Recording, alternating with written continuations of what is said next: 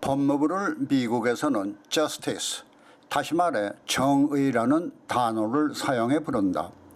그것은 법을 집행하는 부서는 정권의 입맛이나 자기 편을 위한 편향된 잣대가 아닌 누가 봐도 공정한 판단을 내릴 수 있는 정의로움을 지녀야 한다는 의미일 것이다.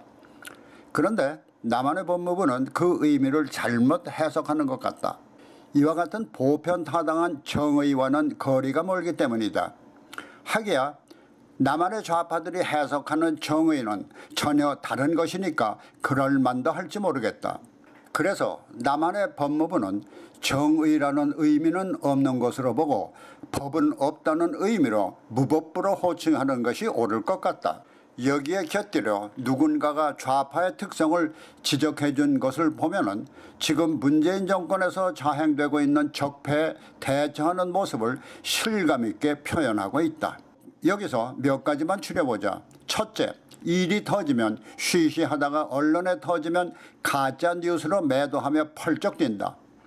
둘째, 조사가 시작되면 검찰을 비난하고 정보 유출자를 색출 고발한다며 협박하면서 사실 확인 중이라고 뭉갠다.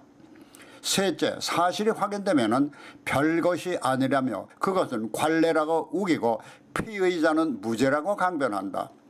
넷째, 여론이 악화되면 언론을 맹비난하고 정권의 둘러리 코미디 방송 같은 시사 프로에 좌파 떨거지들이 대거 출연해 한마디씩 하며 문바에게 신호를 보낸다.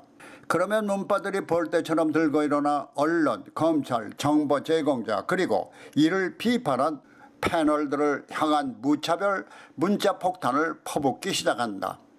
다섯째, 이래도 안 되면 누군가 책임질 희생자를 찾아 그에게 덤태기를 씌우려 한다. 여섯째, 이도저도 안 되면 그때는 고개를 바짝 쳐들고 어쩔 건데 배째라며 내로남불을 내세운다. 지금 추미애라는 법무장관의 아들 병역 문제를 둘러싸고 일어나고 있는 패턴이 여기에 딱 들어맞고 있어 하는 말이다.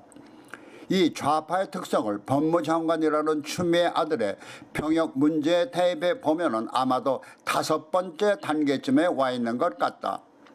그동안 추미애 아들의 병역 문제는 카츄샤 전역 때부터 논란이 되어다가 급기야 귀대 문제에서 특혜 논란을 빚으며 계속 문제화되고 있다. 여기에 여권에서는 좌파의 특성대로 코미디 같은 둘러리 방송까지 동원해서 무슨 큰 특혜라고 호들갑들이야 하는 식으로 콧방귀를 끼는가 하면 급기야는 추미애 아들 서모 일병이 제 시간에 귀가하지 않은 문제에 대해서 당시 당직병의 증언을 들어보면 특혜가 내재되어 있다는 것을 증명해 준다. 이 당직병은 추미애 아들 서모 일병의 연락처를 찾아내 전화로 빨리 귀대할 것을 종용하자 그러겠다고 했지만 추미애 아들의 귀가 대신 상급부대 모 대위가 찾아와 내가 휴가로 처리했으니 미복귀로 처리하지 말도록 명했다는 증언을 보면은 이는 분명 특혜가 있었음을 보여주는 대목이다. 그런데 이와 같은 사실을 밝힌 당시의 당직 사병에 대해 여당인 더불어민주당 의원이라는 황모는 이와 같은 공익 제보자의 실명까지 드러내고 범인 취급하는 언사를 쓰며 비난하고 있어서 앞서 말한 좌파의 특성을 여지없이 드러내주고 있다. 서일병의 어머니인 법무장관 추미애는 그 정도의 특혜가 무슨 대수냐며 소설을 쓰고 인내라면서 콧방귀를 끼겠지만은 그 정도의 특혜도 줄 수 없는 많은 장병들의 어머니들이 가슴 아파하는 것을 추미애 장관은 어떻게 느낄지 궁금하다.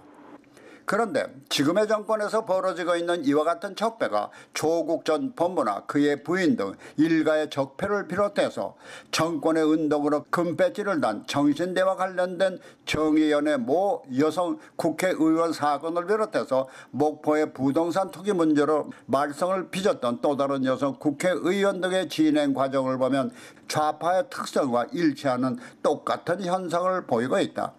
이쯤 되면 남한의 좌파 정권이야말로 국민에 대한 미안함은 털끝만큼도 갖고 있지 않다는 사실을 보여주는데 지난날 보수 진영의 이회창 대통령 후보가 그야말로 아들의 가짜 병역 문제도 본인의 부덕으로 알고 사퇴를 하는가 하면 박근혜 대통령은 그야말로 좌파의 잣대로는 문제 같지도 않은 문제에도 국민들의 미안하다며 대국민 사과를 하면서 탄핵이라는 좌파의 계획적 올가미에 씌워진 것을 보면은 보수 우파 진영이 훨씬 순진한 것이다. 그러나 그와 같은 순진함으로는 철면피 같은 좌파들과 맞서는 것이 역부족이라는 현실이 남한의 정치 풍토라는 것이며 그러한 정치 풍토가 바로 남한의 비극인 것이다.